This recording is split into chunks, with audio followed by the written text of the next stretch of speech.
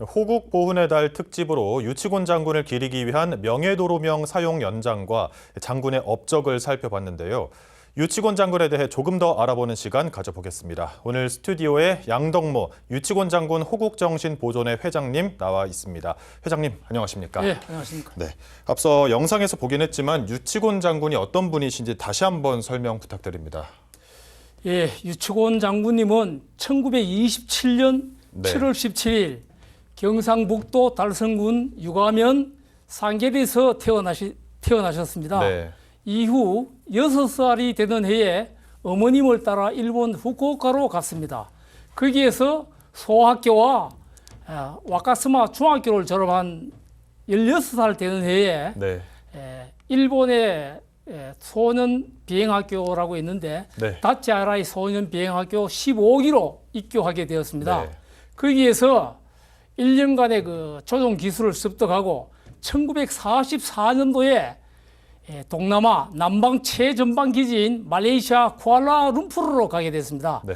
거기서 1년간 활동하다가 일본군들이 1945년 8월 15일 2차 대전에서 항복함으로 해서 네. 포로로 연합군의 포로로 잡히게 됩니다. 포로로, 네. 예.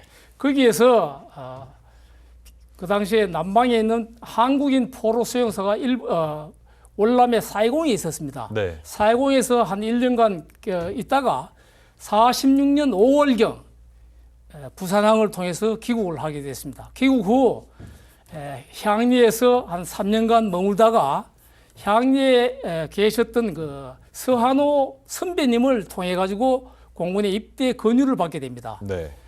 공군이 1949년 10월 1일 육군으로부터 분리 독립이 되게 되는데 독립된 이후에 12월경에 네. 유치곤 장군이 공군에 입대를 하게 됩니다. 입대한 후 장군된 그 9개월 만에 6.25를 맞게 되고 6.25 때 유치곤 장군이 맹활약을 펼치게 됐는데 네. 여기에서 주의할 점은 올해로서 공군이 창군된 지가 76주년이 됩니다. 네. 76주년이 되면서 이 당시에 그 공군은 전쟁을 대비하는데 너무 시간이 짧았습니다. 9개월 만에 9개월밖에. 전쟁이 네. 일어났으니까요. 거기에서 유치곤 장군님은 어릴 때 그 꿈이 하늘을 날겠다. 조국의 하늘을 날겠다는 그 꿈이 6.25를 통해 가지고 조국의 하늘을 반드시 지켜내겠다는 것으로 바뀌게 됩니다. 네. 여기서 유치곤 장군의 삶이 곧 창군 초기 공군과 전투 조종사의 역사가 되었습니다. 네.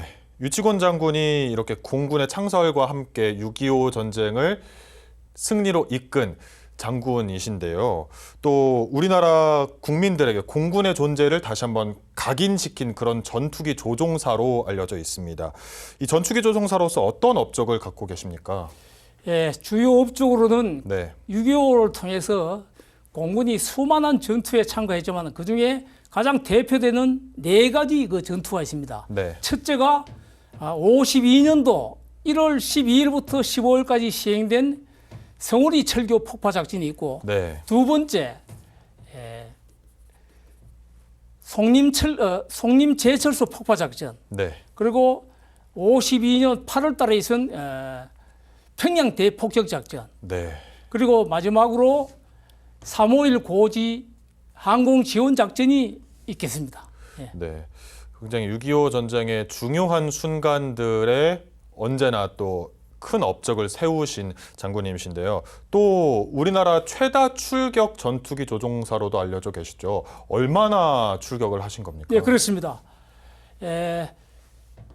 당시 그 전투 조종사로서는 네. 조금 늦게 이 지방에 있던 관계로 해가지고 네. 공군의 입대가 늦어지는 관계로 해가지고 비행기를 좀 늦게 타게 됐습니다. 타게 됐는데 동료들에 비해 가지고 기간은 짧았지만은 횟수는 204회라는 불멸의 기록을 남겼습니다. 네. 그 연유는 주변 동료들이 사정에 의해서 그 전투에 참가하기 어려울 때 이 유치곤 장군이 도맡아 가지고 자기가 자청해서 비행기를 전투에 임하게 됐습니다. 예. 네, 또 유치곤 장군이 사실 일반 국민들에게 일명 빨간 마후라라고 알려져 있기도 한데요. 어떻게 이렇게 유치곤 장군님이 빨간 마후라로 불리게 됐는지도 좀 궁금합니다. 예, 빨간 마우라의 원시조는 김영환 장군입니다만은 네, 그 당시에 지금은 그 전투기가 항공기가 상당히 성능이 좋아가지고 네, 외부 온도하고는 관계 없었지만 그때 당시에는 무스탕 비행기 F-51D라는 그 무스탕 비행기가 주력기였는데 난방이 잘 안 돼가지고 네. 상당히 고공에 올라가면 날씨가 상당히 추웠다고 합니다. 그 추위를 이기기 위해서 머플러를 맸던 게 네. 시초였습니다. 예. 네, 또 유치곤 장군이 이제 달성군 육아읍 출신입니다. 지역에서 장군을 기리기 위해서 여러 가지 활동을 하고 있는 걸로 알고 있는데요. 어떤 활동이 펼쳐지고 있습니까? 주요 활동은 유치곤 장군님이 1965년 1월 1일 네, 순직을 하게 됐는데 네. 39세의 나이에 이런 나이에 순직을 하게 됩니다. 순직한 후 40년이 지난 1961년도에 그가 죽은 후 40년이 지난 후에 지역에 뜻 있는 분들이 네, 뜻을 모아가지고 유치곤 장군 호국 기념관을 만들게 됩니다.